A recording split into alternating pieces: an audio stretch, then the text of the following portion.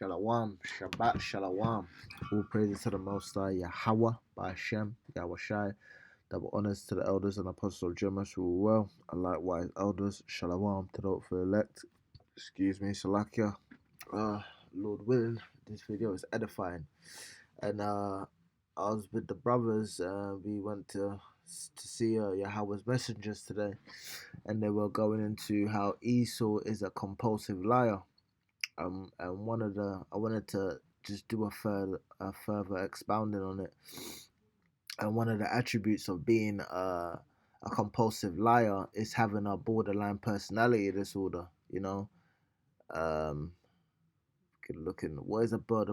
If you have a borderline personality disorder, you probably feel like you're in a roller coaster, and not just because of your unstable emotions or relationships, but also the wavering sense of who you are, your self-image, goals, and even your likes and dislikes may change frequently in ways that feel confusing and unclear. And we pretty much brought out how these psychological issues, right, that Esau creates and diagnoses are pretty much him diagnosing himself. He's like a child who's rejected of his father, right? So one of the symptoms is Esau having a 9 symptoms of personality disorder is a fear of abandonment, right? So this man, he's been abandoned by the Lord. And when you watch all these movies, Esau's constantly talking about how the Lord isn't here, how the Lord isn't in the midst of man, because he feels abandoned by the Lord, because he knows the Lord is ultimately not dealing with him. And where is it?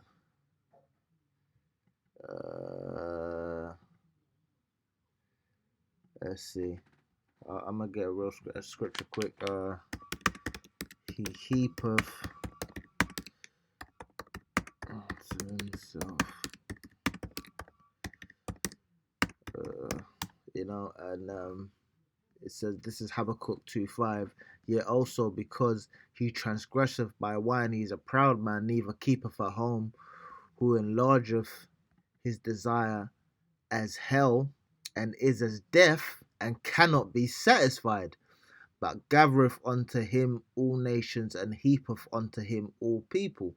So when you feel rejected, right, it's like the only way for you to feel like you have some kind of control is to control others, essentially, because people don't want to be with you because you're a nice person. So you have to create these situations where people have to be with you for a need of want. So he knows these nations wouldn't deal with him. So what he does is he destabilizes their homes, and then he forces them to be in situations where they then have to come to him for one of all things, because he's empty. He offers no value.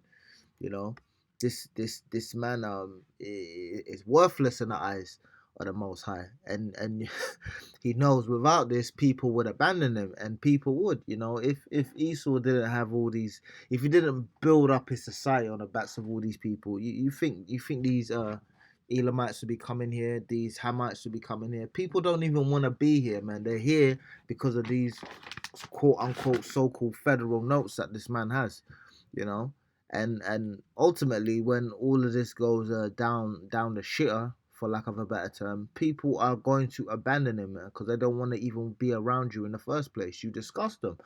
And it goes into number 2, which is having unstable relationships. And this man has unstable relationship with everybody he comes across, right?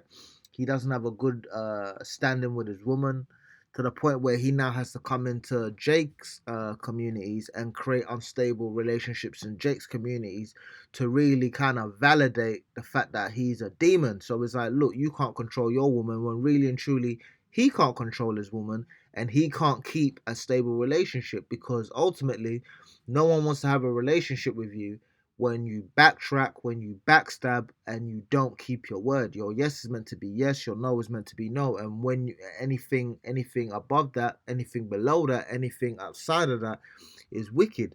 And because people understand that he's like this, people don't want to be around with him. So he's constantly having to create again these dynamics where these people have to need him, because left to people's own devices, people are not going to want to deal with Esau, right? So now you have to create all these weapons and all this. You have to create things like Terminator seeds, where you create these seeds that you can't grow the fruit and then plant the seed in that. You have to you create these seeds, and now you sell it to people, and they're Terminator seeds. So after one generation, they're dead. They have to come back to you again. You have to keep people kind of dependent on you, because people don't want to be around you, which is wicked. It's like having an abusive mother or an abusive father. Your child don't want to be around you because they know that you're dysfunctional, right? Even having like an abusive brother or sister, you don't want to be around these people because they're dysfunctional, and they're always bringing turmoil, destruction, and dysfunction into your life. And it says here, unclear or shifting self-image. I'm gonna go into a couple of scriptures, right? Where is it? This is Psalms 37:21.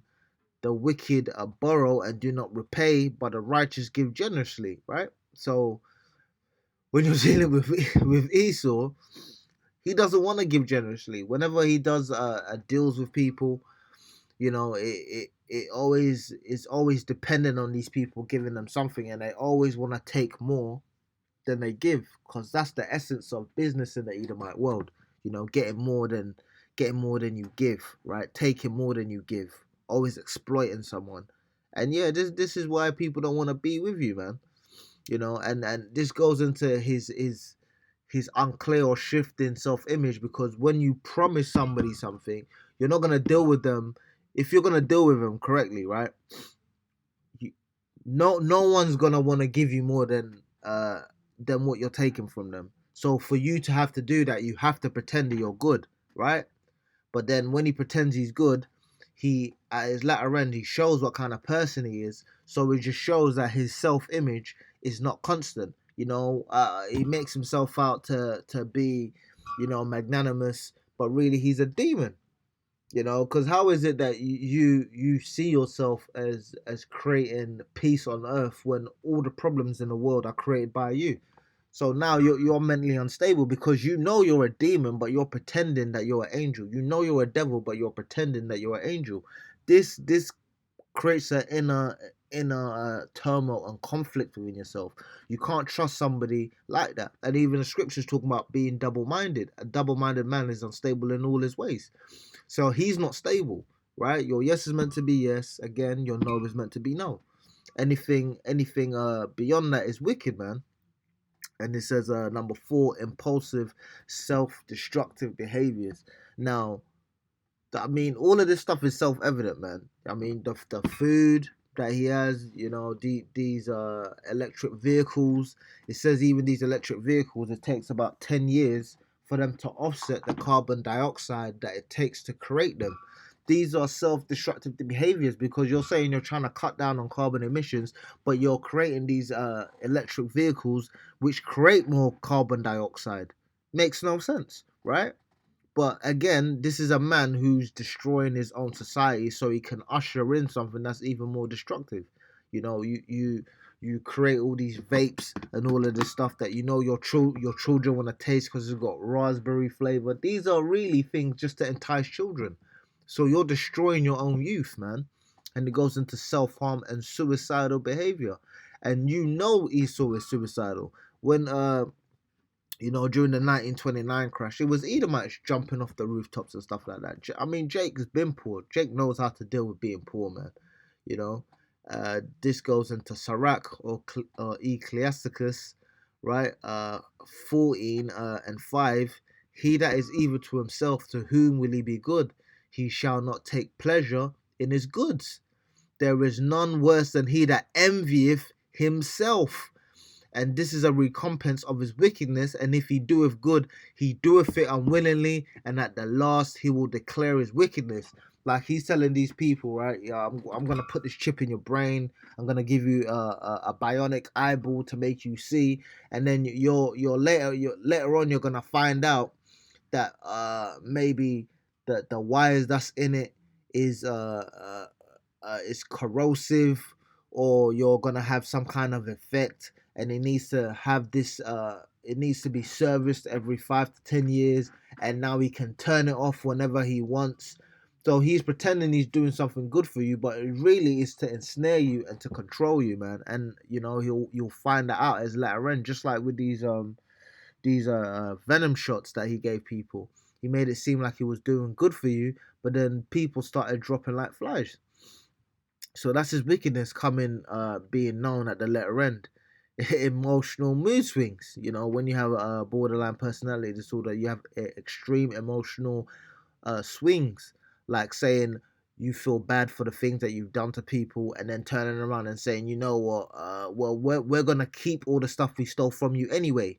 After saying that, you want to give Jake reparations, and then you turn around and say, well, we're gonna keep the stuff.